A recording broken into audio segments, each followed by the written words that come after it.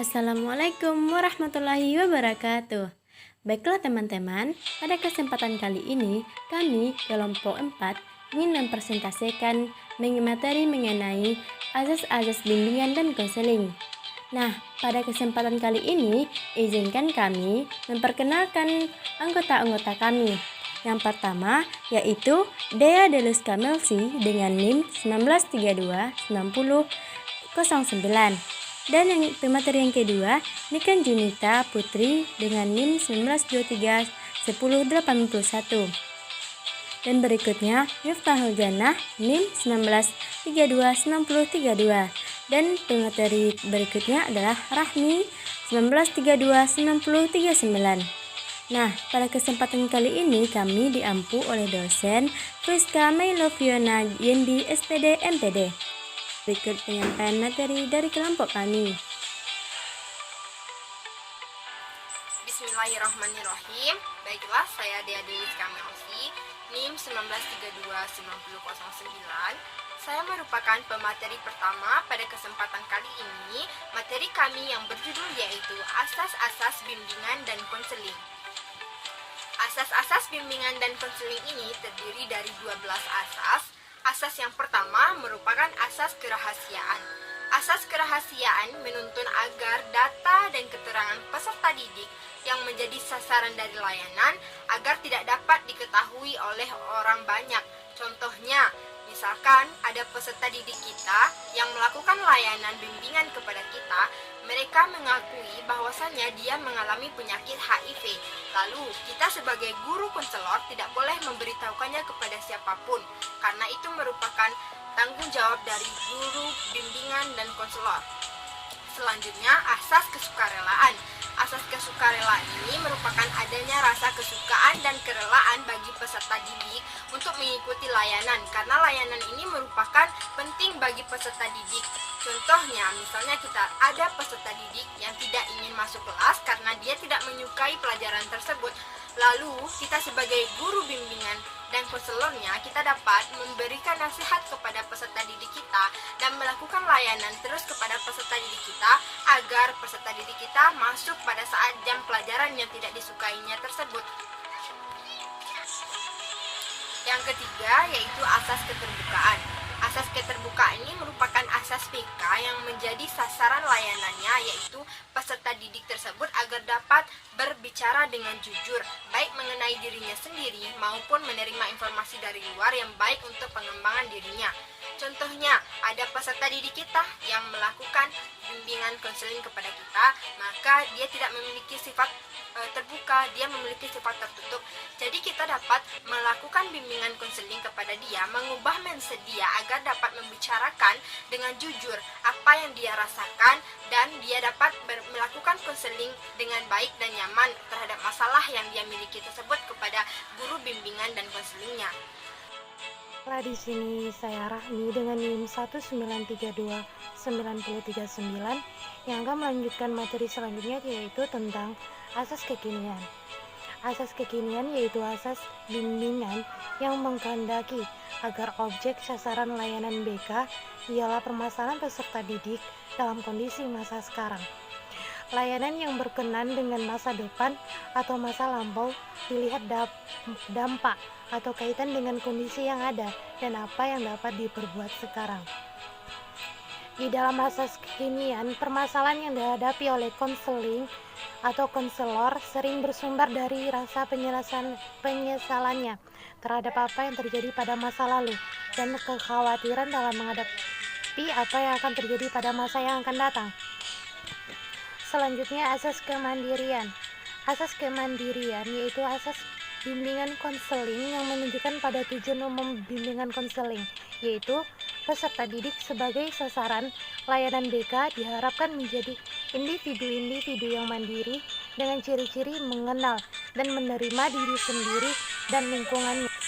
Individu yang terbimbing setelah dibantu diharapkan dapat mandiri dengan ciri-ciri. Yang pertama yaitu mengenal diri sendiri dengan lingkungannya sebagaimana mestinya. Yang kedua, menerima diri sendiri dan lingkungan secara positif dan dinamis. Yang ketiga, mengambil keputusan untuk diri sendiri. Yang keempat, mengarahkan diri sesuai dengan keputusan. Yang kelima, mewujudkan diri secara optimal sesuai dengan potensi, minat, dan kemampuan. Baiklah, asas selanjutnya yaitu asas kegiatan.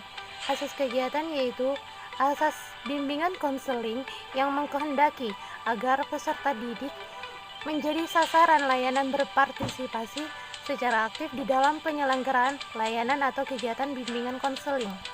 Dalam proses pelayanan bimbingan dan konseling, kadang-kadang konselor memberikan beberapa tugas dan kegiatan pada konselingnya. Dalam hal ini, konseling harus mampu melaksanakan sendiri kegiatan-kegiatan tersebut dalam rangka mencapai tujuan bimbingan dan konseling yang telah ditetapkan asas. Asas ini menghendaki agar konseli bisa berpartisipasi secara aktif atau kegiatan yang diselenggarakan oleh konselor. Baiklah, hanya itu yang dapat saya sampaikan. Bismillahirrahmanirrahim. Assalamualaikum warahmatullahi wabarakatuh. Saya Nika Junita Putri. Saya merupakan pemateri ketiga dari diskusi kali ini. Oke, langsung saja saya akan menjelaskan tentang asas kedinamisan. Nah, apa itu dinamis? Dinamis secara bahasa dapat diartikan sebagai bergerak atau berubah. Nah, secara tidak langsung, kita bisa mengartikan asas kedinamisan ini mengarahnya kemana. Oke, nah, sini tertera asas kedinamisan ini menghendaki agar isi layanan terhadap sasaran layanan yang sama hendaknya selalu bergerak maju. Nah, sesuai dengan pengertian dinamis tadi, tidak monoton, dan terus berkembang serta berkelanjutan sesuai dengan kebutuhan dan tahap perkembangannya dari waktu ke waktu. Oke, asas selanjutnya merupakan asas keterpaduan. Nah, asas keterpaduan ini menghendaki agar berbagai layanan dan kegiatan bimbingan konseling itu, baik yang dilakukan oleh guru BK atau konselor maupun pihak lain, mereka itu saling menunjang, harmonis, dan terpadu. Tidak bertentangan antara yang satu dengan yang lain, gitu. Jadi dapat diartikan bahwa siapapun yang memberi bimbingan dan konseling ini, siapapun yang memberi layanannya, itu hendaknya memiliki satu tujuan yang sama. Nah, selanjutnya ada asas kenormatifan. Norma. Nah, kita bisa lihat dari sini arti norma itu tidak bertentangan dengan kebiasaan yang ada atau kebiasaan yang dijelaskan bahwa asas kenormatifan ini menghendaki agar segenap layanan dan kegiatan bimbingan konseling itu didasarkan pada norma-norma yang ada dan tidak boleh bertentangan dengan nilai dan norma yang telah ada. Itu terdiri dari norma agama, norma hukum atau peraturan, adat istiadat, ilmu pengetahuan, dan kebiasaan yang berlaku. Nah, mungkin itu saja yang dapat saya jelaskan. Saya kembalikan kepada moderator. Terima kasih.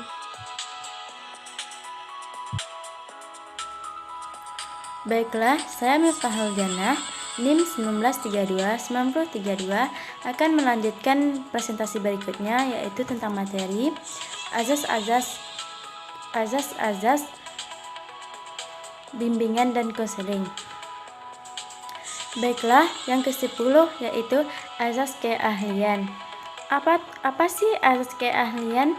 Azas keahlian adalah azas bimbingan konseling yang menghendaki agar layanan dan kegiatan bimbingan konseling diselenggarakan atas dasar kaidah-kaidah profesional.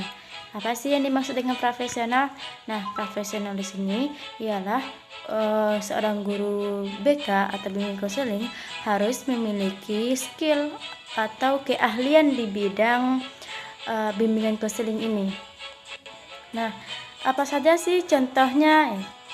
Contohnya adalah apabila ada seorang peserta didik atau konselor yang datang kepada seorang konselor, seorang harus bersikap seperti konselor, bukan bersifat seperti dokter maupun yang lainnya, yaitu memberikan sepenuhnya semua keputusan pada konseli. Nah, azas berikutnya yaitu tentang azas alih tangan.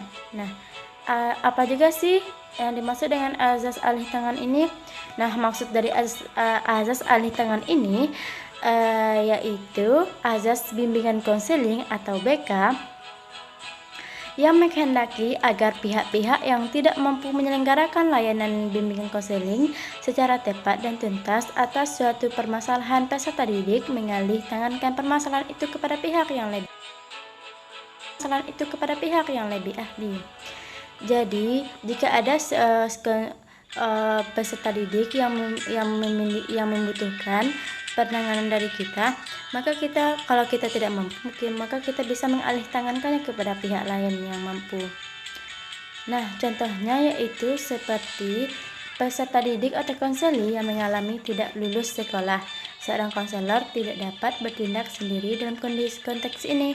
Seorang konselor harus melakukan kerjasama dengan pihak yang lebih kompeten, dan khusus kasus ini seperti membawa konseli terhadap pada seorang psikiater maupun dokter. Nah, berikutnya azas yang terakhir adalah azas Tut-Wuri Handayani. Nah, mungkin kita sudah sering ya mendengar kata Tut-Wuri Handayani. Nah, di mana sih kita sering dengarnya? Yaitu di SD kan ada lambang Tut-Wuri Handayani. Tapi kita tahu nggak sih apa maksud dari Tut-Wuri Handayani itu?